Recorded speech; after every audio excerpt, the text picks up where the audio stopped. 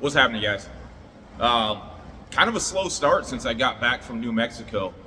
I just the knee's been bugging me a little bit more. Kind of combination of knee and hip.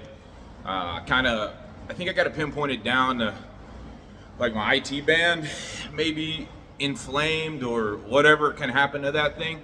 Because the symptoms I'm having is a little bit of discomfort up in the hip and down right on the outside of the knee. So I've been trying to do a few things, take care of it. I have got in here for a couple mobility sessions and some therapy on the knee. Haven't been filming a lot of that stuff. Had a couple good upper body workouts as well. Could tell, feeling pretty jacked. Whatever. Had some training at work. Had a crazy schedule since I come back. Things are starting to baseline out a little bit, so time to start getting back after it. Next games on the radar for me is the Alaska Highland Games, and that is the open format. The roster for that thing is pretty damn insane, if you ask me. We got Kyle Lilly coming, best in the world currently. We got Scott Farr pulling himself out of his 15th retirement in 12 years. And Scott Hutchison's coming up. That guy's a phenomenal thrower. Only been pro for a couple years, but he's been doing big things in Scotland and across the state for a long, long time. Current reigning Masters world champion in the 40 to 44, I think it is. We got, I'm gonna miss some people. Matt McDougall, who's got his sights set on beating Kyle Lilly in the weights, which is gonna be an incredible achievement for him. I do think he's capable of putting up some big numbers, so I'd love to see him get up in Alaska up here and throw some numbers that he's been seeing in training. We got Rick Simmons coming in from California, another Masters thrower who is a perennial podium finisher, world champion, and newbie to the pro scene, but phenomenal talent, young talent. Cameron Newkirk is going to be here as well, coming in from Minnesota. Who else do we got? Oh, Eddie Brown. Man, that guy's been around forever. He is a fantastic addition to any throwing group. Does a lot for the sport, and I'm glad to see him getting back up here to Alaska to see the place and to put on a show for our local crowd. I don't know who else I'm missing. I'll be there. I'll be throwing. I'll be trying to maintain in the upward trajectory that I got going this year. You know, I had kind of a sophomore slump last year, and I didn't really put together any really great games. Had a couple high points, but wasn't on par with where I wanted to be.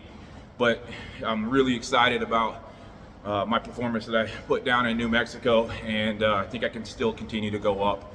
Some things are clicking and jiving, and like I said in the last video, really exciting for me to see when I do have such a good performance overall, and I hit some really good numbers.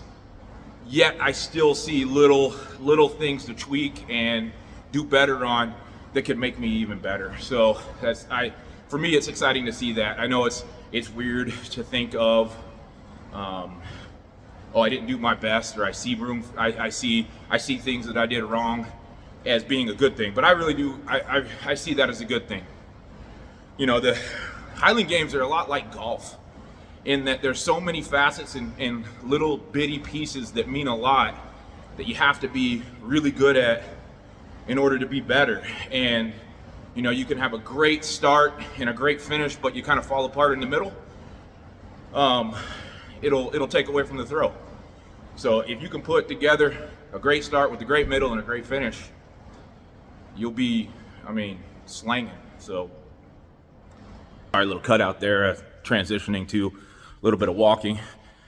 But yeah, that's my plan is between now and in the last weekend in June to be, firing on all cylinders.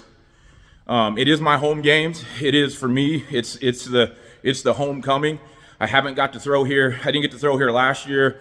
because I turned pro and we didn't have a pro class. So it's exciting for me to be able to get back in front of my home crowd up in, Kenai, Palmer's about 4.5 hours away, but that's still the home crowd. Show that Alaska pros got it too. So, I don't know if that'll be my best games of the year. I hope I just keep getting better. As far as the rest of the year, I didn't do an announcement over what I've been, what my lineup for the year is yet, but there's at least one game's out there that I'm kind of waiting to hear from to see if I'm going to be able to get back there because I love it, and I'd love to be a part of that games again. But as of right now, for sure happening, Alaska last weekend of June. I'll do a little exhibition at a smaller games here in Alaska the weekend after. Later in June, hopefully, we'll see. I did get an invite back to Pleasanton, California, and happy about that. I love throwing there, that crowd, everything, the grandstands. For me, that's quite the experience. Something I don't get up here a lot is all those people. And then going to Woodridge Farms over at the Go and Rogue games in September, and down to McMinnville, Oregon again in October. Another game that's super special to me. I do believe the McMinnville games is a strong reason for I owe that games a lot. I owe the people down there a lot for kind of being able to showcase me and my talents and my abilities to maybe make that step to the pro games, to the pro class. Titans is about as close as you can get to feeling like a pro while you're still an amateur, I think. So that's it so far. I put this out there already to a few people, but one of my major goals for the year was to qualify for the Celtic Classic. Celtic Classic is it's always been known as the U.S. National Championship. Perennially, it's one of the best attended, most prestigious games for pro athletes to get to. And my goal is to qualify. It's one of the few games that has a true qualifying standard. So it's to me as an athlete, it's a great achievement. Now, I don't know if I'll be able to go. I have some travel commitments that are around that time frame that might prohibit me from being able to go. I'll make that decision kind of as it gets closer. If I qualify, right? I have to qualify first. I'm not there right now. Currently on the Celtic Classic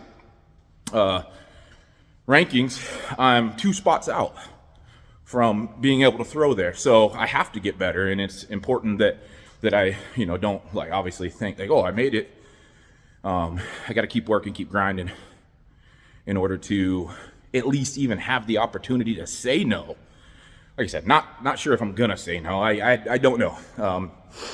I got a lot of competing interests in life, and I have made some commitments that I will honor with some other games. So, but the main point is, if I qualify, I'll have the opportunity to make a choice. And it was, again, my goal coming into the season was to throw well enough to snag an invite for that. So we'll see how that goes. So for now, just keep working on these things that bother me and try to get the body back to performing and getting stronger or maintaining that strength, and then get out, stay on the field and improve, get that technique dialed in, find what works best for me, and put on a show and perform.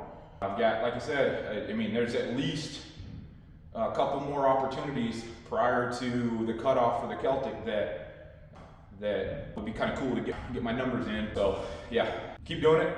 I'll keep grinding. Like I said, right now, priority number 1 is to kind of get this whole right leg sorted out. I've got some plans for therapy. Obviously, continue to do the rehab that I do in the gym, and then get some other treatment modalities, massage, E-stim, what's it called, dry needling, and then whatever else I need to kind of get this thing back on. Contrast therapy, you know, I was talking to a friend last night a little bit. I was inspired by her sauna / cold tub story, and I will get back after that. You got to clean out the cold tub and get the sauna fired back up and start doing some of that contrast therapy. But here we are, just getting after it though. So if y'all have any ideas or questions about, you know, what my training style could look like for you, shoot me a message.